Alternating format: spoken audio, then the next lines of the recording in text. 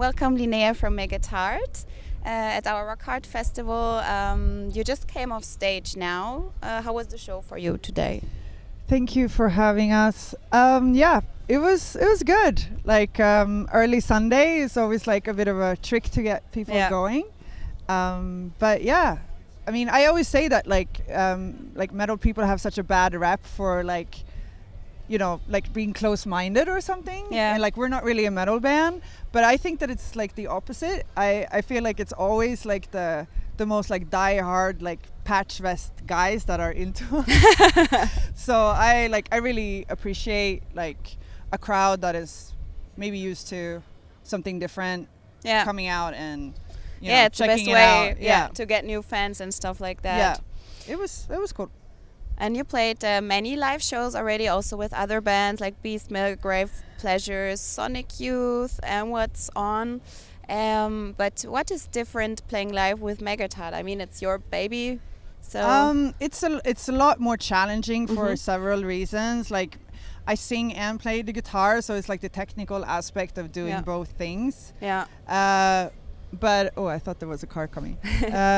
But also the emotional aspect, you know, like you feel like you kind of are maybe pouring your soul into it a little bit more. Like, I wouldn't say that I've ever gone on stage with any band and not given it my all, but it comes from like another place. Yeah.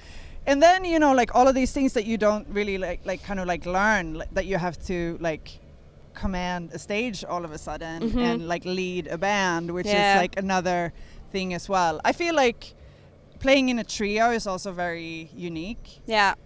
And it's like a very, very like special dynamic that you don't really get like in a bigger band. Like you can kind of like, you get lost a little bit, like if there's two guitar players or you know, if there's like a singer that is doing the thing. But I hear there's like nowhere to hide, so I think it's quite like intimate, and I really love that. Like it's a challenge, but it's like a challenge that is like rewarding as well, I think. Yeah, it was a good show. It was really Thank you. cool. And you talked about your guitar now, and I know that you have like a special relation to your Hagstrom-Gitarre from 1975. Yeah, that's right. Can you maybe tell us when you got it and how long you have it and stuff? Yeah, so like when I started out playing the guitar, I was like really into like Slash and kind of like Sex Pistols, and they played with Les Pauls, you know, and I would like play these guitars that were way too heavy for me and just like doesn't really like fit for like someone who's petite. And like I found this guitar just by chance in an ad in Sweden.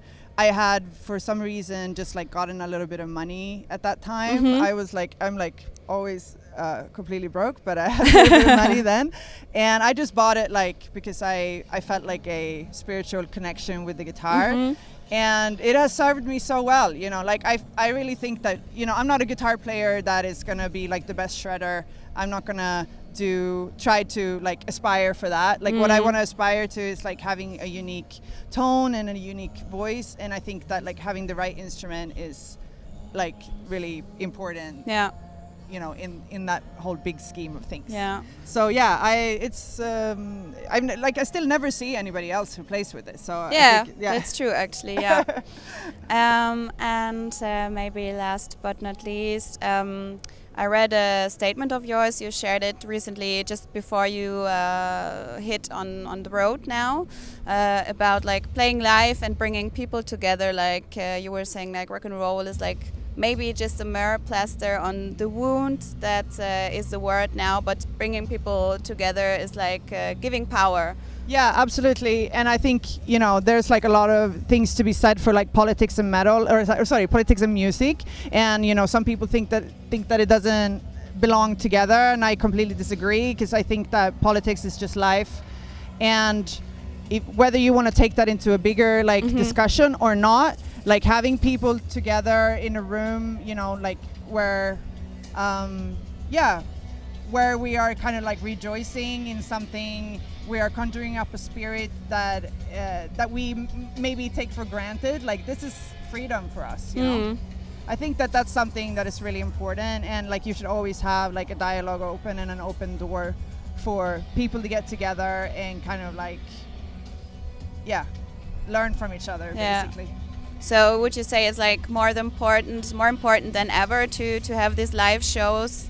I think that it's more important than ever to try to have like an open dialogue with music, like when it comes to like music and culture, and especially now with everything that is going on, like things are is so tense. Yeah. And pain, I think that pain that is suppressed is like the worst thing ever. Like pain needs to be released. That's true. You know? Yeah. And it needs to be like alchemized into something better and greater than ourselves. Yes. And I think that like that's sort of the reason that we do this. That you do this, yeah. Okay. I think that's a great way to end it. Thank you so much for taking the time. Thank you so much. And All right. Thanks. All right.